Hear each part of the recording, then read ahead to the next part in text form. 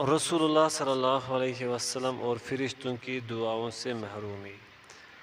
آثار معاصی میں سے یہ بھی ہے کہ معصیت کرنے والا رسول اللہ صلی اللہ علیہ وسلم اور فرشتوں کی دعا سے محروم ہو جاتا ہے۔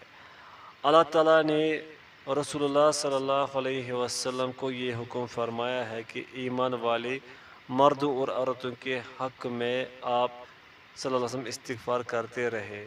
چنانچہ سورہ غافر میں اللہ تعالیٰ کا ارشاد ہے، جو فرشتے عرش کو اٹھائے ہوئے ہیں اور جو عرش کے ارد گرد ہیں، اپنے پروردگار کی تعریف کے ساتھ اس کی تسبیح و تقدیس کرتے رہتے ہیں اور اس پر ایمان رکھتے ہیں اور ایمان والوں کے لیے استغفار کرتے ہیں، کہتے ہیں کہ اے ہمارے پروردگار، تو نے ہر چیز کو اپنی رحمت اور علم سے گھیر رکھا ہے، پس تو انہیں بخش دے جو توبہ کرے اور تیری راہ کی پیروی کرے، اور تو انہیں دوزخ کے عذاب سے بھی بچا لے، اور اے ہمارے پروردگار، ان کو ہمیشہ رہنے والے باغوں میں داخل کر جن کا تو نے ان سے وعدہ کیا ہے، اور ان کے باپ داداؤں اور ان کی بیویوں اور ان کی اولاد میں سے جو نیک ہو ان کو بھی، بے شک تو ہی زبردست ہے، حکمت والا ہے، اور ان کو ہر طرح کی خرابیوں برائیوں سے محفوظ رکھ۔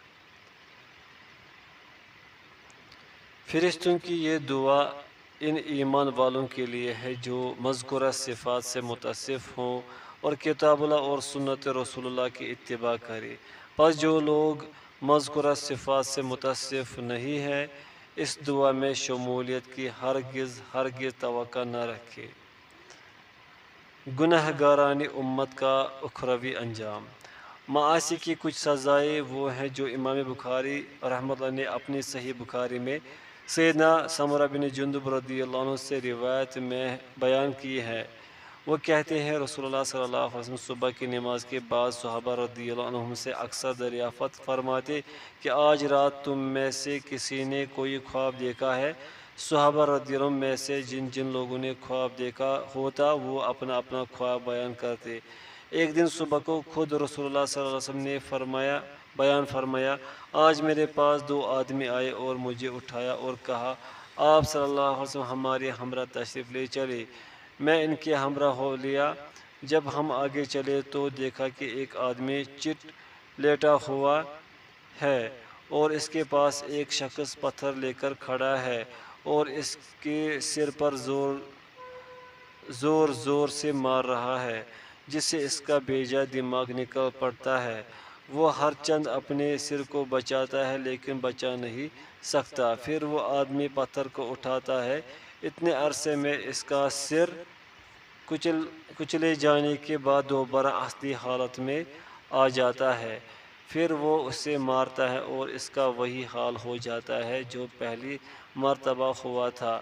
یہ سلسلہ اسی طرح جاری رہتا ہے۔ یہ دیکھ کر میں نے کہا سبحان اللہ، اور پوچھا یہ کون ہے؟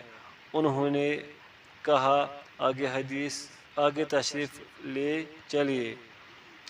ہم آگے بڑھے تو دیکھا کہ ایک آدمی اوندھے منہ لیٹا ہوا ہے اور ایک آدمی اس کے پاس لوہے کے کانٹے لے کر کھڑا ہے اور سوئے ہوئے کے گالوں میں اور منہ پر وہ اس طرح مارتا ہے کہ اس کے گال اور باچھیں چیری جاتی ہیں۔ گال، آنکھیں، ناک، گردن کی طرف کھنچ آتے ہیں۔ پھر وہ دوسری طرف مارتا ہے، اس سے بھی اس کا وہی حال ہو جاتا ہے۔ اتنی دیر میں اس کی دوسری جانب چرنے کے بعد اپنی اصلی حالت پر آ جاتی ہے۔ پھر اس کا وہی حال ہوتا ہے جو پہلے ہوا تھا اور یہ سلسلہ برابر جاری رہتا ہے۔ میں نے کہا سبحان اللہ، یہ کون لوگ ہیں؟ انہوں نے کہا آگے تشریف لے چلیے۔ ہم آگے بڑھے، ایک بہت بڑا تنور دیکھا جس کے اندر سے چیخ پکار کی آوازیں آ رہی تھیں۔ ہم نے جا کر دیکھا تو اس کے اندر ننگے مرد، ننگی عورتیں جلتی ہوئی نظر آئی جن کے نیچے شعلے بھڑک رہے تھے، اور وہ لوگ چیخ کر روتے چلاتے تھے اور اس آگ سے پناہ مانگ رہے تھے۔ میں نے پوچھا یہ کون لوگ ہیں؟ انہوں نے کہا آگے تشریف لے چلیے۔ ہم آگے بڑھے اور ایک نہر پر پہنچے جس کا پانی خون کی طرح سرخ تھا۔ ایک آدمی اس کے اندر تیر رہا تھا۔ نہر کے کنارے ایک آدمی بے شمار پتھروں کا ڈھیر لگائے کھڑا تھا۔ تیرنے والا تیرتے تیرتے تھک کر نہر کے کنارے آیا اور کنارے پر کھڑے ہوئے آدمی کے سامنے آ کر اپنا منہ کھولا۔ اس نے اس کے منہ میں ایک پتھر ڈال دیا۔ وہ پھر پانی میں تیرنے لگا۔ یہ حالت اس کی جاری رہی۔ میں نے اس کے متعلق پوچھا تو کہنے لگے آگے تشریف لے چلیے۔ ہم آگے بڑھے تو ایک وحشت ناک کریہ المنظر آدمی دیکھا جو آگ کے کنارے کھڑا ہے اور آگ کو دھونک رہا ہے اور آگ کے گرد چکر لگا رہا ہے۔ میں نے کہا یہ کون ہے؟ انہوں نے کہا آگے تشریف لے چلیے۔ ہم آگے بڑھے اور ایک خوبصورت عمدہ وسیع خیمہ دیکھا جو پوری طرح سجایا گیا ہے۔ اس کے نیچے ایک طویل لمبا تڑنگا آدمی کھڑا تھا جس کی لمبائی اس قدر تھی کہ اس کا سر آسمان کے ساتھ لگا ہوا تھا۔ اس کے ارد گرد بے شمار خوبصورت لڑکے کھڑے ہوئے تھے۔ میں نے پوچھا یہ کون ہے؟ انہوں نے کہا آگے تشریف لے چلیے۔ ہم آگے بڑھے تو ہم نے ایک عظیم الشان خوبصورت درخت دیکھا، ایسا کہ اس قسم کا درخت ہم نے کبھی نہیں دیکھا تھا۔ انہوں نے کہا اس پر چڑھ جائیے۔ ہم اس پر چڑھ گئے تو ایک ایسے شہر میں پہنچ گئے جس کی عمارتیں سونے اور چاندی کی اینٹوں سے بنی ہوئی تھی۔ ہم شہر کے دروازے پر پہنچے اور دروازہ کھلوایا اور اندر گئے۔ یہاں ہمیں بے شمار آدمی ملے جن کا آدھا جسم نہایت خوبصورت تھا اور آدھا بدصورت۔ میرے ساتھیوں نے ان سے کہا جاؤ اس نہر میں غوطہ لگاؤ۔ یہ نہر نہایت عمدہ اور چوڑی تھی اور اس کا پانی دودھ جیسا سفید و شفاف تھا۔ یہ لوگ نہر میں نہا کر ہمارے پاس آئے۔ ان کی ساری سیاہی ڈل چکی تھی اور بدصورتی خوبصورتی سے تبدیل ہو گئی تھی۔ میرے ساتھیوں نے مجھ سے کہا یہ جنت عدن ہے اور یہ آپ کا مقام ہے۔ میں نے نیچے سے اوپر تک اس عمارت پر نظر ڈالی۔ یہ محل نہایت خوبصورت اور سفید تھا۔ انہوں نے کہا یہ آپ ہی کا مقام ہے۔ میں نے ان سے کہا بارک اللہ مجھے اندر جانے دو۔ انہوں نے کہا ابھی نہیں، آپ صلی اللہ علیہ وسلم تو اس کے اندر جائیں گے ہی۔ میں نے ان ساتھیوں سے کہا آج رات کو عجیب و غریب چیزیں میں نے دیکھی ہے، یہ کیا ہے؟ انہوں نے کہا ہم آپ کو مطلع کیے دیتے ہیں۔ وہ آدمی جس کا سر کچلا جا رہا تھا وہ آدمی ہے جس نے قرآن یاد کیا تھا لیکن پھر بھول گیا تھا اور فرض نماز ترک کر کے سویا جایا کرتا تھا۔ اور وہ آدمی جس کا منہ اور باچھیں لوہے کے کانٹوں سے چیری جاتی تھی وہ آدمی ہے جو اپنے گھر سے نکل کر لوگوں کی غیبت کیا کرتا تھا اور لوگوں کی جھوٹی باتیں اڑایا کرتا تھا۔ اور تنور میں جو ننگے مرد اور عورتیں جل رہی تھیں وہ زناکار مرد اور عورتیں تھیں۔ اور نہر کے اندر جو آدمی تیر رہا تھا اور پتھر نگل رہا تھا وہ سود خور آدمی تھا۔ اور آگ کے کنارے جو دہشت ناک کریہ المنظر آدمی کھڑا تھا اور آگ دھونک رہا تھا وہ خازن جہنم تھا۔ اور وہ آدمی جس کا سر آسمان سے لگا ہوا تھا وہ سیدنا ابراہیم تھے۔ اور ان کے گرد جو لڑکے جمع تھے وہ لڑکے تھے جو فطرت پر مرے تھے۔ اور البرقانی کی روایت میں ہے کہ جو فطرت پر پیدا ہوئے تھے۔ کچھ لوگوں نے اس موقع پر رسول اللہ صلی اللہ علیہ وسلم سے دریافت کیا یا رسول اللہ کیا یہ مشرکوں کی اولاد تھی؟ آپ صلی اللہ علیہ وسلم نے فرمایا ہاں یہ مشرکوں کی اولاد تھی۔ اور وہ لوگ جن کے آدھے جسم خوبصورت اور آدھے بدصورت تھے یہ وہ لوگ تھے جن لوگوں نے دنیا میں نیک اعمال کیے تھے لیکن ساتھ ہی ساتھ گناہ بھی کیے تھے۔ اللہ تعالیٰ ان سے درگزر فرمائے۔ فتنوں اور آزمائشوں کا زمین سے پھوٹ پڑنا۔ گناہوں کے بسبب پانی، ہوا، زراعت، پھلوں اور گھروں پر آفت کا نزول۔ زمین کی پیداوار کم ہو جاتی ہے، انسانوں کی پیدائش اور عمر میں کمی ہو جاتی ہے۔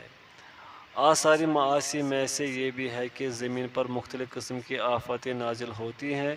پانی، ہوا، زراعت، پھلوں اور گھروں پر تباہیاں آ جاتی ہے۔ اللہ تعالیٰ کا ارشاد ہے، خشکی اور تری میں لوگوں کی بدعمالیوں کے باعث فساد پھیل گیا، اس لیے کہ انہیں ان کے بعض کرتوتوں کا پھل اللہ تعالیٰ چکھا دے، بہت ممکن ہے کہ وہ باز آ جائے۔ سورۃ الروم۔ امام مجاہد رحمۃ اللہ علیہ فرماتے ہیں، ظالم حاکم جب ظلم و فساد شروع کر دیتا ہے تو برسات روک دی جاتی ہے، کھیتیاں اور نسلیں برباد ہو جاتی ہیں، کیونکہ اللہ تعالیٰ کو ظلم و فساد پسند نہیں۔ استدلال میں انہوں نے یہی مذکورہ بالا آیات پڑھی۔ اس کے بعد فرمایا، آیت کے اندر لفظ بحر وارد ہے، اس سے یہ دریا مراد نہیں بلکہ ہر وہ آبادی مراد ہے جو جاری اور بہنے والی پانی کے کناروں پر واقع ہو، اسی پانی کو بحر کہا گیا ہے۔ ابن زید رحمہ اللہ کہتے ہیں، ظہر الفساد فی البر والبحر کے اندر جو فساد کا لفظ ہے اس سے مراد گناہ ہے۔ میں کہتا ہوں اس کا مطلب یہ ہے کہ گناہ فساد و بربادی کا سبب ہے، اور اگر فساد سے مراد عین معصیت ہے تو لیذیقہم بعض الذی عملوا میں جو لام وارد ہے وہ لام تعلیل ہوگا۔ پہلے معنی کی روح سے فساد سے مراد نقصان ہے۔ جب بندے گناہ کرتے ہیں تو اللہ تعالیٰ مصائب و آلام اور آفتیں بھیج دیتا ہے، جیسے کہ بعض سلف کا قول ہے، تم جب گناہ کرتے ہو اللہ تعالیٰ اپنی فرمانروائی میں عقوبتیں اور سزائیں بھی بھیج دیتا ہے، اور ظاہر یہی ہے کہ فساد سے مراد گناہ اور گناہ کے موجبات ہے، اور اس معنی پر آیت کا یہ حصہ دلالت کرتا ہے تاکہ اللہ ان کے بعض اعمال کا ان کو مزہ چکھائے۔ سورۃ الروم۔ غرض یہ تو دنیا کے عذاب کا حال ہے جو بندوں کے گناہوں اور بدعمالیوں کے مقابلے میں بہت ہی کم ہے۔ اگر تمام اعمال و گناہوں کی سزا دی جائے تو زمین پر کوئی جاندار چیز زندہ باقی نہیں رہ سکتی۔ زمین کا پھٹنا۔ آثار معاصی میں سے یہ بھی ہے کہ زمین شق ہونے لگتی ہے، آبادیاں زمین کے اندر دس جاتی ہے، زلزلے آنے لگتے ہیں، زمین کی برکتیں اور اس کی رویدگی کم ہو جاتی ہے۔ چنانچہ رسول اللہ صلی اللہ علیہ وسلم نے قوم سمود کی آبادیوں سے گزرنے والوں کو حکم دیا تھا کہ یہاں سے روتے ہوئے جلد سے نکل جاؤ اور ان آبادیوں کا پانی نہ پیو، یہاں تک کہ حکم فرمایا کہ اس پانی سے جو آٹا گوندھ لیا گیا ہے پھینک دو، اپنے اونٹوں کو بھی نہ کھلاؤ۔ صحیح البخاری و صحیح مسلم۔ اور یہ حکم آپ صلی اللہ علیہ وسلم نے اس لیے فرمایا تھا کہ قوم سمود کے گناہوں کی نحوست اس پانی میں بھی سرایت کر گئی تھی، گناہوں کی شومی پھلوں اور دیگر اشیاء میں بھی آتی ہے۔ عدل و انصاف کی برکت۔ امام احمد بن حنبل رحمۃ اللہ ایک حدیث کے ضمن میں فرماتے ہیں، بنی امیہ کے خزانے میں نے ایک تھیلی دیکھی جس کے اندر کھجور کی گٹھلی کے برابر گیہوں کے دانے بھرے ہوئے تھے، اور تھیلی پر یہ الفاظ لکھے ہوئے تھے، عدل و انصاف کے زمانے میں ایسے گیہوں پیدا ہوا کرتے تھے۔ مسند احمد۔ من قول ابی کہزم وہو ضعیف۔ یہ تمام آفات اللہ تعالیٰ نے بندوں کے گناہ اور نافرمانیوں کی وجہ سے بھیجی ہے۔ نیز بعض بدوی اور دیہاتیوں نے مجھ سے بیان کیا کہ آج کل جو پھل یہاں پیدا ہو رہے ہیں اس سے بہت بڑے پھل پیدا ہوتے تھے۔ جو آفتیں آج کل آ رہی ہے پہلے نہ تھے، کچھ تھوڑے ہی زمانے سے یہ آفتیں آ رہی ہے۔ شکلوں اور خلقت میں تبدیلی۔ صورتوں اور خلقتوں پر بھی گناہوں کا اثر پڑتا ہے۔ جامع ترمذی میں وارد ہے، رسول اللہ صلی اللہ علیہ وسلم نے ارشاد فرمایا، اللہ تعالیٰ نے جس وقت آدم کو پیدا کیا انسان کا قد 60 ذراع ہاتھ کا تھا۔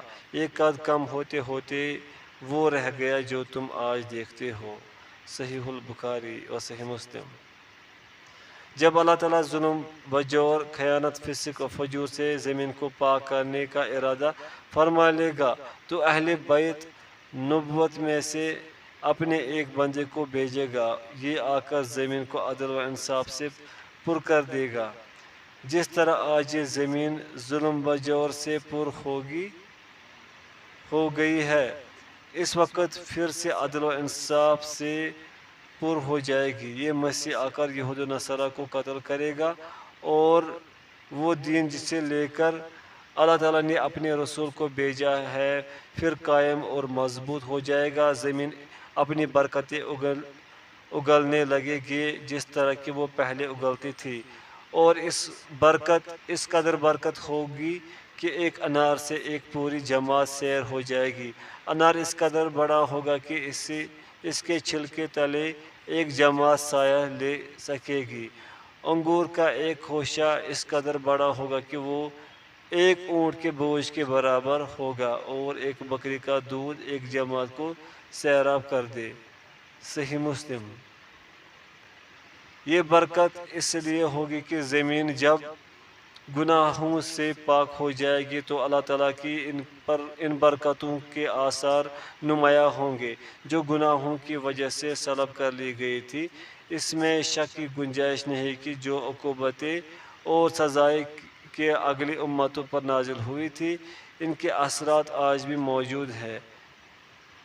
اسی قسم کے گناہ ان اثرات کو باقی رکھتے ہیں، اور جس طرح یہ معاصی اور گناہ اگلی سزا یافتہ امتوں کے آثار معاصی ہیں، ان کی سزاؤں کے آثار بھی موجود ہیں۔ اللہ تعالیٰ کے احکام اور عالم کون و فساد اور اس کے فیصلے سے یہ بات اولاً و آخراً متناسب ہے۔ جس قسم کا گناہ ہوتا ہے اسی قسم کی سزا ہوتی ہے۔ بڑے گناہ کی بڑی سزا ہوتی ہے اور چھوٹے گناہ کی چھوٹی، اور اسی طریقے پر اللہ تعالیٰ عالم برزخ میں بھی لوگوں کے فیصلے کرے گا اور دارالجزا میں بھی۔ غور کرو کہ شیطان سے رشتہ جوڑنے اور بندوں پر اس کے مسلط ہونے سے عمل، قول و فعل، روزی اور رزق کی برکتیں سلب ہو جاتی ہے، اور جب زمین پر شیطان کی اتباع و پیروی عام ہو جاتی ہے تو ساری زمین سے برکتیں سلب کر لی جاتی ہے، تو پھر آخرت میں بھی تو یہی ہونا چاہیے۔ چنانچہ ارباب معاصی کے لیے آخرت میں بھی کوئی سکون و اطمینان کا ٹھکانہ نہیں ہوگا۔ جہنم کے اندر روح، رحمت، برکت، سکون و اطمینان کا نام تک نہیں ہوگا۔